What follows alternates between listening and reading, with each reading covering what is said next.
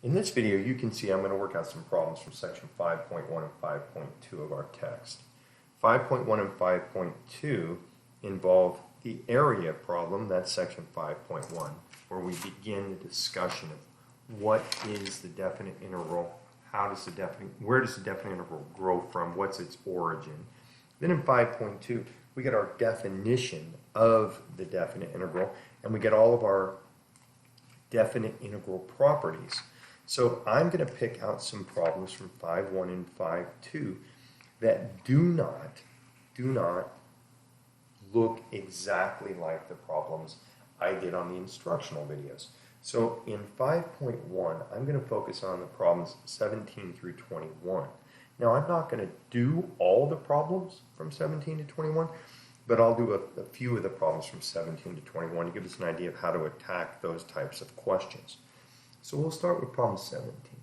Problem 17 says f of x equals 2x divided by x squared plus 1. And the interval that we are supposed to consider here is from 1 to 3. And the directions say use definition 2. All right, and we'll write that out. To find an expression for the area under the graph of f as a limit. But then it goes on and it states, do not evaluate the limit. So for us, definition 2 said the area is equal to the limit as n approaches infinity of r sub n. What we said here was we said r sub n was the right-hand endpoints. We were going to take n of them. We were going to partition our interval into n sub-intervals. We were going to consider the right-hand endpoint to find the height of our interval, and then the width of our interval was going to be delta x. So this simplifies for us, or expands, I guess is a better way to write it, as the limit as n goes to infinity, and then we said, okay, we're going to take x sub 1 to be our first height. Remember, that's a right-hand endpoint. We'll just draw right here a quick sketch. This is x sub 0, this is x sub 1, this is x sub 2. So remember, between these two values right here, x sub 1 is the right-hand side. So that's what we're going to use as our height, times the width. Then we're going to do the same thing for the next interval. X sub 2 is going to be our height, right? Because this is the right-hand side between these two numbers. This is the right-hand side. Delta x. And we're going to continue that all the way down to f of x sub n, which is our last, right? That's our right-hand endpoint, which is also, remember, this is x sub n minus 1, the person that comes 1 before that. X sub n is on the right-hand side. So we're going to use that to determine our height times delta x. So in problem 17, they want us to write out this limit. Okay, this limit. Now how are we going to do that? Well, we're going to have to find a formula, right, for x sub I and x. Well, and how are we going to do that? Well, we're going to find a formula for x sub 1 and x sub 2. And then hopefully be able to generate a formula for x sub I, the general term that lives right here. And then we're going to have to calculate delta x. Okay? So in our problem, right, in the problem they gave us, our right-hand endpoint is 3. Our left-hand endpoint is 1. So when we want to calculate delta x for us is going to be 3 minus 1, all divided by n. So that's going to be 2 divided by n. And now we come back and we have to write down what this point is. Now I picked this problem specifically because it's a little bit different than the problem I did in the homework video. Sorry, not in the homework video, but in the lecture video. I'm making so many videos I can't keep track of which is which. The example I did in the lecture video started at 0. This one starts at 1. Now that's going to cause a fundamental change here. Remember, we find x of 1, x of 2, and even x of 3.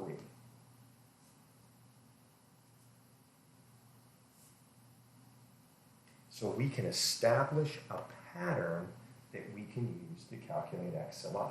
That is our order of events.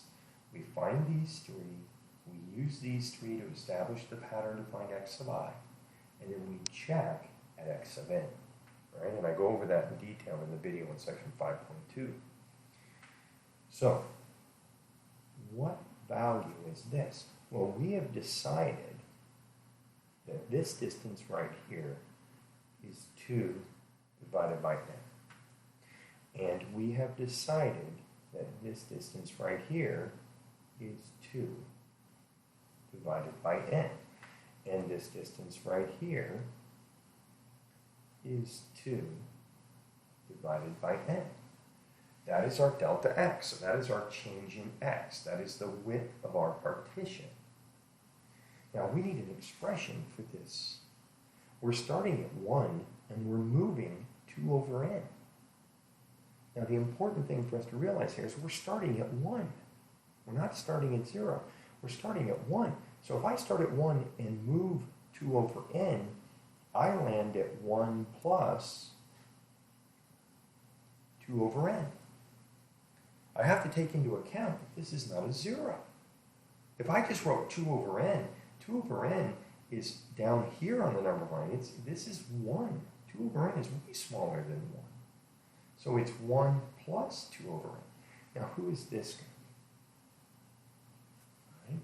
Well, we've got 2 over n's. So this is going to be 1 plus 2 over n. Right? Because there's 1 2 over n plus another 2 over n. That's 2 over n's. And that gives us, I think, a good idea on who this is going to be. Who is x of 3? X of 3 is going to be 1 plus 3. 2 over n's.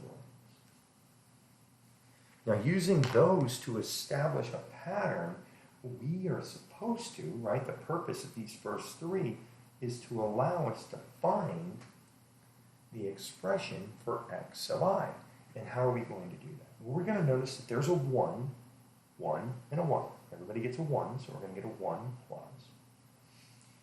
X of 1 has 1 2 over n. X of 2 has 2 2 over n's. X of 3 has 3 2 over n's. So x of I is going to have I 2 over n's. Now, if we're unsure if we've gotten this right, we have talked, like I said, I talked about this in the section 5.2 instructional video. We can use this over here at x of n to see if we have correctly written our expression for x of I. If we follow our rule, 1 gets 1 2 over n, 2 gets 2 2 over n's, 3 gets 3 2 over n's, I gets I 2 over n's. By that extension, then, x sub n would be 1 plus n times 2 over n. And if we simplify that, right, this cancels this, and we get 1 plus 2, which is 3, and this checks. It turns out to match. So that shows me that my expression for x sub I is more than likely correct. Now, why do I need that? Well, they want me to write, right in problem 17, it says, using definition 2, write an expression for the area. So they want me to write an expression that looks like this. They don't want this expression. They want this expression. They want the limit as n goes to infinity, and they want to know what this is going to look like in general. Right? What is it going to look like in general? If we check, right, if we go back to the back of the book and we look at the answer from section 5.1 for number 17, and remember, my philosophy is looking at the example, looking at the solution. It's not cheating when you're doing your homework. Looking at the solution means, okay, I've checked the solution, I know what I'm supposed to get, now do I know enough to be able to obtain that answer, right? That's how we attack our calculus problems. We don't attack them by trying to do them blindly. It's not a test. We have the solutions in the back of the book. We look at, well, we have the answers in the back of the book. We look at the answers, and then we use that as a target. Instead of a goal, we think of that as our target. And we say, okay, I know it looks exactly like this. We don't want to do the problem blindly when we're doing our homework. We want to use the answer as a goal. And we look at that and we say, okay, this is what I'm going to get. This is my target. This is I'm going to see this. I'm going to know. I might even write it down over here and then do my work to try to match it. So where are we going to go from here? Well, we have to write this out, right? So we're going to say the area is equal to the limit as n approaches infinity of the sum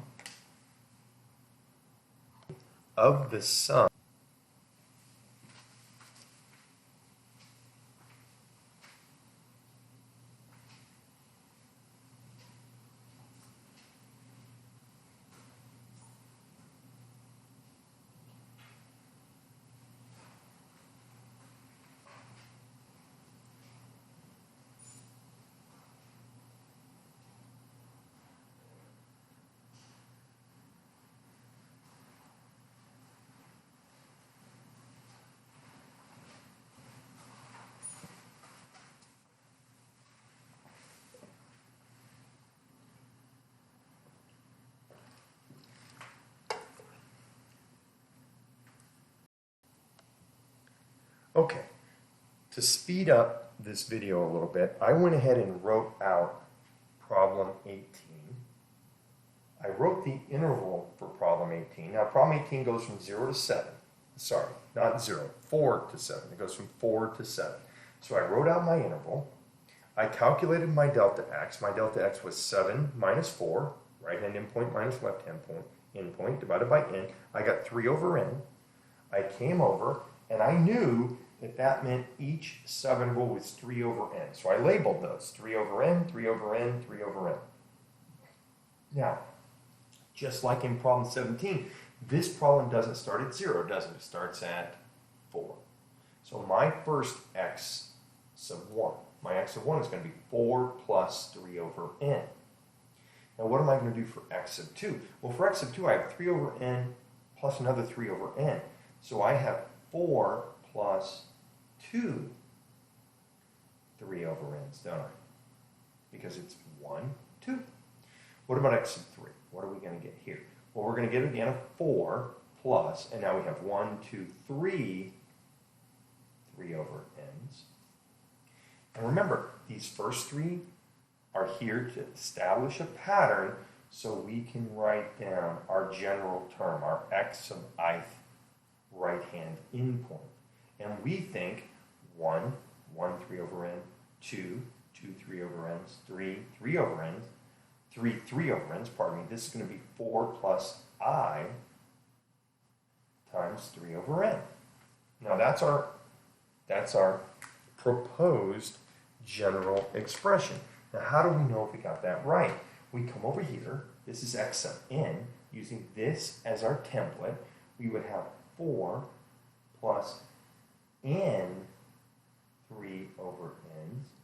And once again, the n's would cancel. 4 plus 3, 7, and it checks. So this is x sub I. This is what we're going to plug in to our Riemann sum and then take the limit about that to get our area. So now we have an expression that we have our x in essence. So we have a equals, right? A equals, and we're going to get the limit as n approaches infinity, and we're going to get the sum I equals 1 to n, and now this is our f of x. Our f of x is right here. Now we have to plug in, right? We've got to plug in our x. So what are we going to get? First, we're going to get 4 plus I times 3 over n. Now don't let that overpower you. That's just x. So we're going to take that and we're going to square it because our function says we're supposed to square x. Now, what else are we supposed to do? Well, we're supposed to go, plus, right? Our function says we're supposed to go plus the square root. And now what am I supposed to take the square root of? Well, I'm supposed to take the square root of the constant 1 plus 2 times x. And our x is written right here. So that's going to be 4 plus I times 3 over n. Now that's all under the radical, right? So that's our f of x. But remember, at the end, we have to multiply everybody by delta x, the width. So we have to remember to tack on out here, just like over here we tacked on our 2 over n, that was our delta x. We've got to make sure we multiply by 3 over n here, because that's delta x. And there's our expression, right? That's our expression. That's our expression for the area. And again, we're not asked to find the value of this limit. We are simply asked to write out the limit, right? To write out the limit. So those are 2 problems that are different than the problems I worked on in my 5.1 lecture video. So I'm going to erase these, and we're going to do, I told you I was going to work on 17 through 21. So we've done 17 and 18. 19, I can leave 19 to you, right? That's part of your homework. You can do 19. Let's clean this off. And I'll go ahead and work on problem either 20 or problem 21. Now there are a different set of directions. It says define a region whose area is equal to the given limit. So we're working the other direction this time. They have, let's do problem 20.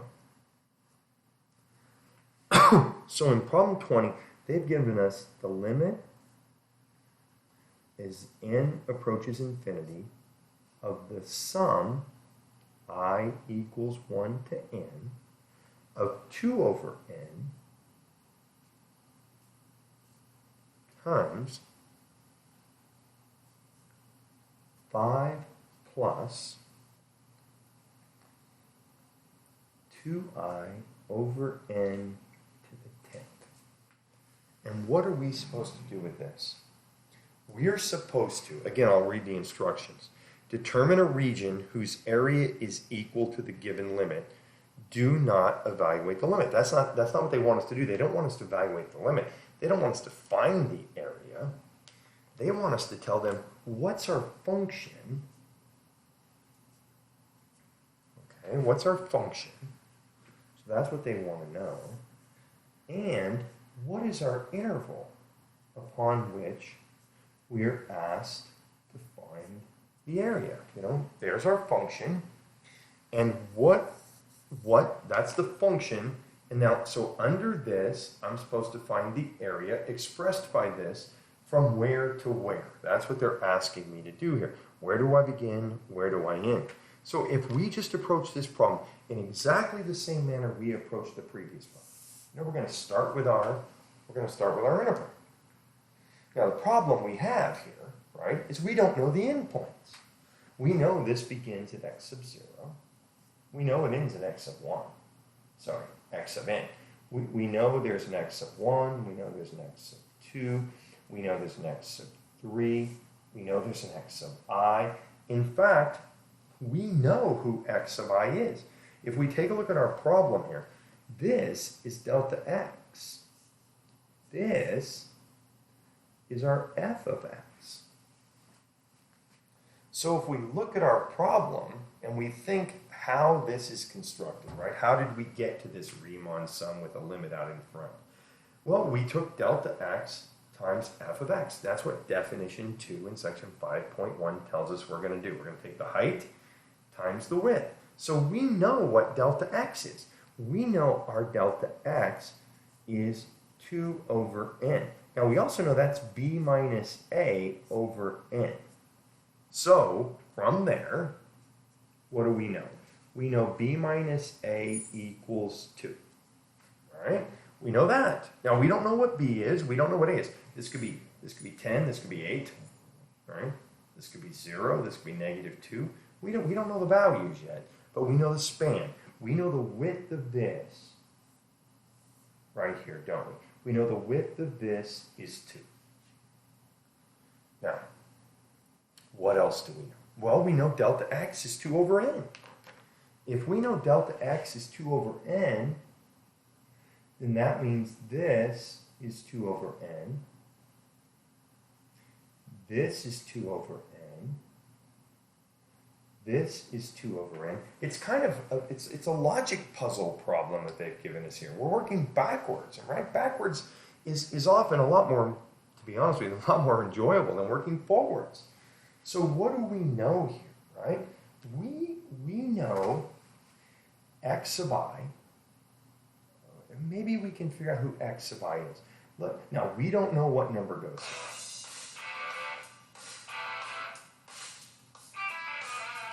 Right? We don't know the value that goes here. I don't know what this number is. So what am I going to do? Well, I'm going to say this number right here is my beginning number plus 2 over n. Isn't that who this is? I started here and I moved to the right 2 over n. So I took x naught plus 2 over n. Who's this number right here? Well, this number, right? This number is my beginning number, which I don't know.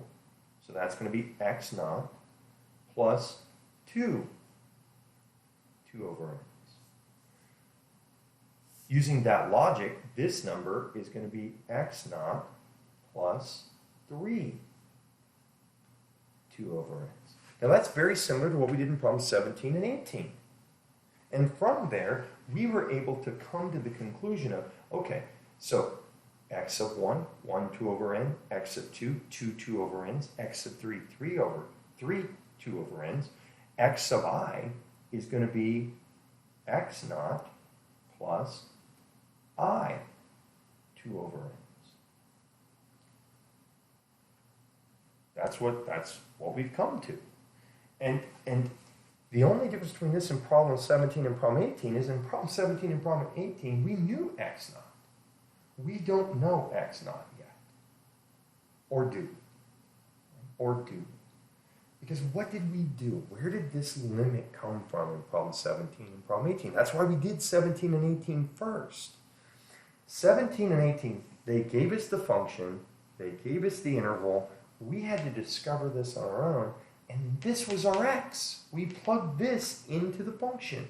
Well, what have we plugged into this function? We've plugged in 5 plus, right? If we rewrite this, isn't this x naught plus I times 2 is 2i over n, right? So if we look back at our problem and we look to see who our x is, we can see who our x is. Our x is 5 plus 2i over n. This is 5 plus 2i over n. And the reason we know that is because we look back at the given x sub I that's in our Riemann sum right here. So that's 5. Well, if that's 5, that means x naught is 5. But if x naught is 5, that means my left-hand endpoint is 5. But the difference between my left-hand endpoint and my right-hand endpoint is supposed to be 2. So if this is 5, this is 7. So this is going to be 7. And now we're almost done. All we have to do to finish the problem is come to the conclusion of what is f of x, right? What is f of x? Well, if we take a look at f of x is the function. We've discovered this 5 plus 2i over n. That's our x. So what's our function? Our function is whatever's in here raised to the 10th power. So our function is x to the 10th. And now you're ready to go out and try 21. I left you 21 to do because 21 has the answer in the back of the book. And so you can see if you've gotten it right or wrong. So now go out and try problem 21. From here, I'm going to solve some problems from section 5.2 that, again, don't look like some of the problems that I did in my lecture video on section 5.2. So on to 5.2. Let's take a look in section 5.2 at problem 17. What does problem 17 say? So remember now, we're in section 5.2 here, problem 17. 17 says, if we have the limit as n approaches infinity of the sum I equals 1 to n of x sub I times the natural log of 1 plus x sub I squared delta x. And they give us the interval 2 to 6. The problem says in the instructions, express this limit as a definite integral on the given interval. All right? So this is our Riemann sum as it's been expressed. And they want us to take the limit of this Riemann sum, which our definition of the definite integral says, is equal to the definite interval, right? Let's go ahead and write our definition down. We said the limit as n approaches infinity of the sum I equals 1 to n of f of x sub I delta x on the interval from a to b. We said that another way to write that is the integral from a to b of f of x dx.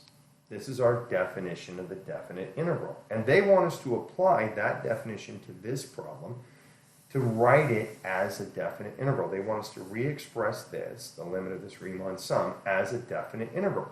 So we know our interval. Our interval goes from 2 to 6, right? 2 to 6. That's what they tell us. A is 2, B is 6. We know that we're going to get a dx because delta x turns into dx. So where are we? What do we need to finish the problem? We need to know what our function is. What's our function? Well, if we look here, right? If we look here, we can see our function. Our function is, now remember, x sub I is the in the Riemann sum, x sub I, right, is our x. That's our x that we're plugging in. So our x sub I is our x. So this is going to be x times the natural log of 1 plus x squared dx from 2 to 6. That's what this limit represents, because our function is here. This is our delta x, that's our dx, and a is 2 and b is 6. So now you're ready to go out and try problem 19. What about something like problem 28? Okay. What is problem 28? Well, problem 28 is working the other direction. Problem 28 says you have the interval from 1 to 10. All right? And your function, you're taking the integral from 1 to 10 of x minus 4 ln of x dx. And they want us to write this in terms of the definition. They want us to write this in terms of the limit as n approaches infinity, the sum of f of x sub I delta x on a to b. So they want us to re-express this definite integral in terms of the definition. Now, how are we going to do that? Well, we know what our function is. We can identify our function. Our function is right here. It's x minus 4 times the natural log of x. But we don't know what our x sub I is. We don't know what our interval is. Or do we? Yeah, you're right. We do know what the interval is, don't we? Because the integral goes from 1 to 10. So our interval, right, if we're going to draw our interval starts at 1 and it ends at 10. So we know what our delta x is, don't we? We can find our delta x. That's another piece we need. We need our delta x. Our delta x is 10 minus 1 over n or 9 over n. So we found delta x.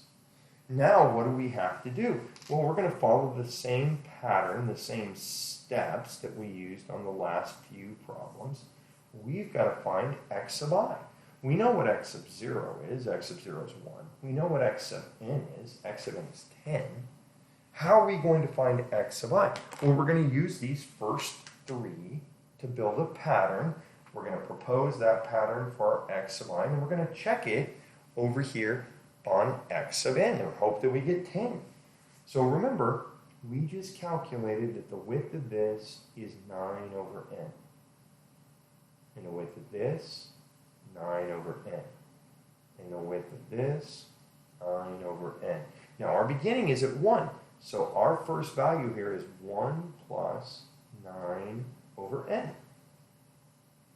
Now that's 1 9 over n added to our 1. But now for x sub 2, right, for x sub 2 we have 1 plus 2 9 over n. And what do we get for x sub 3? Well, for x sub 3 we have 1, our starting spot, plus 3 times 9 over n. And that gives us a pattern that we think we can use to find x sub I. We think x sub I is 1 plus I times 9 over n. And now we're going to check that, right? We're going to check it over here. We've done this every single time. We don't want to be that cocky that we don't check. So x sub I, we put an I in front of the 9 over n. X sub n, we would put an n in front of the 9 over n. N cancels n, and we get 10, and that checks. Okay, that checks. So now we know x sub I. So we can write out, right? We can write out the definition. It's the limit as n approaches infinity, the sum. Now we know our function. Our function is x minus 4 natural log of x. But our x is this term right here. We've got to write it in terms of f of x sub I. This is our x sub I. So this is going to be 1 plus I times 9 over n. Right? That's our x. And I'll go ahead and put a blue bracket around that so we can see that that's one term. Minus, right? Minus. And then we get a 4. The natural log of x, and again, this is our x. So that's going to be 1 plus I times 9 over n. So we have, in essence, x minus 4 ln of x. It's just this is playing the role of x. Now, the formula says we want f of x sub I, so we need to close this bracket right here. And then we have to multiply by delta x. Don't forget that. We have to multiply by 9 over n. Okay, so that's number 28. Now you can go back and try number 27.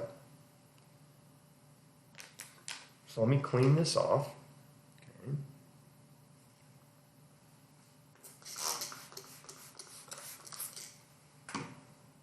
So those are some problems, and you'll notice that the key component to all of those problems is drawing our interval off to the side, finding x sub 1, finding x sub 2, right?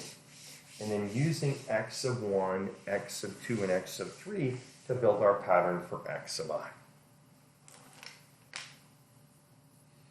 So where do we go from here? Well, in problems 31 and 32, they draw graphs for us that are very carefully drawn. They're line segments in semicircles. And they ask us to find the area under the curve. And we're supposed to use our geometry skills there to turn those into rectangles and triangles and semicircles, and therefore be able to find the area under the curve. So I'm going to leave those up to you, but I'm going to go ahead and look at a problem like, say, number 35. Take a look at problem 35. 35 says we have the integral from -3 to 0 of 1 plus the square root of 9 minus x squared dx. And it gives us a big hint in the problem itself. It doesn't say find the value of the integral. That's not what it says. Oh, we are going to find the value of this integral. But it's very, very specific in the manner in which it asks us to find the value of the integral. If we read the instructions, it says evaluate the integral by interpreting it in terms of areas. So what does that mean? That means they want us to draw the graph of this. And they want us to use our geometry to find the value of the integral by looking at the area under this curve. Now, we may look at this and think, oh, wow. But it's not an oh, wow. This piece, right, I'll put a red bracket around the part that I'm going to talk about first. This is a very common term in a calculus class. If we come over here to the side and we just say, I'm going to let y equal this. I'm going to let y equal that because I don't know what that is, and I'm supposed to graph it, so I'm going to just call it y. Now, what happens when you square both sides? You get y squared on this side. Over here you get 9 minus x squared. And now if you move the x squared to the other side, what does this become, right? This is negative x squared. Yeah, you get x squared plus y squared equals 9. Now we know what that is. That's a circle centered at the origin with a radius of 3. Right? That's what that is. It's a circle centered at the origin with radius 3. However, if we draw ourselves a circle centered at the origin with a radius of 3, that's not this graph. That's the graph after we squared both sides. It's very important for us to pay attention to this part because sometimes when they give us this problem, right, they're going to put a plus here, like in ours. They didn't put the plus down, it's just implied. Sometimes they're going to put a minus. Now, why is that a big deal? Well, first of all, it's a function. It says in the problem it's a function. We know that this is an integral, and we know this is the function that we're calling the integrand. So that can't be a whole circle. Circles aren't functions. Plus, this addition sign gives me a hint of what I want, right? What am I looking at here? Well, I'm looking at y's that are positive. I'm looking at a semicircle. That's what I'm looking at. Right? That's what we have here, is we have a semicircle centered at the origin. Now, how do I know it's a semicircle, and how are you supposed to know it's a semicircle? Well, I just explained it, but let's go through it one more time. Okay. How do we know it's a semicircle and not a full circle? Because right here, this is a full circle. I agree with you. It's a full circle of radius 3. But I've changed it to a semicircle of radius 3. And the reason is, I'll go through it one more time. We squared both sides. Okay, now that's going to change what we're talking about here. The original problem started with a plus here. If we were to solve this, right, if we were to work backwards from here, if we were to move the x squared to this side and write it as y squared equals 9 minus x squared, and then if we were to take the square root of both sides, we would get the absolute value of y equals the square root of 9 minus x squared. If we took the square root of both sides of this, right, if we did that, mathematically, we would get this.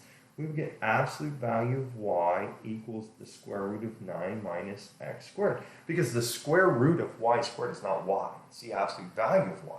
And then when we solve this, right, when we solve this, we would get this. Y equals, to get rid of the absolute value, we would get plus or minus the square root of 9 minus x squared. That's what we would get.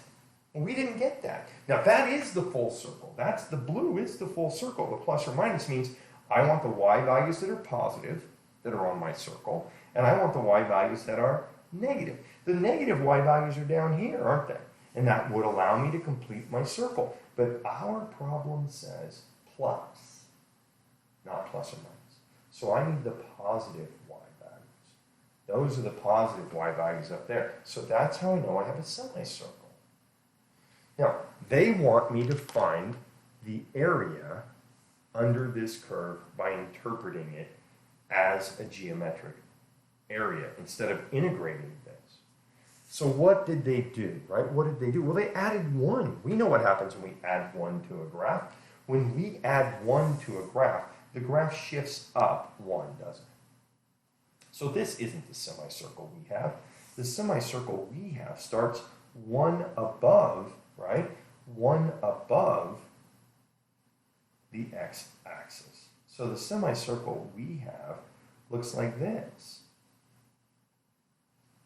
It's a semicircle still, centered at the origin, radius of 3, same argument, but instead of the semicircle being what we drew, our semicircle looks like this. It's moved up 1. They want me to find this area. Now, how are we going to do that? Well, let's get this out of the way here. Right? Let's get this out of the way. How are we going to find the area of that red figure? Well, we're going to split into 2 things that we're comfortable finding the area of. We're going to draw a vertical line across here and make a rectangle.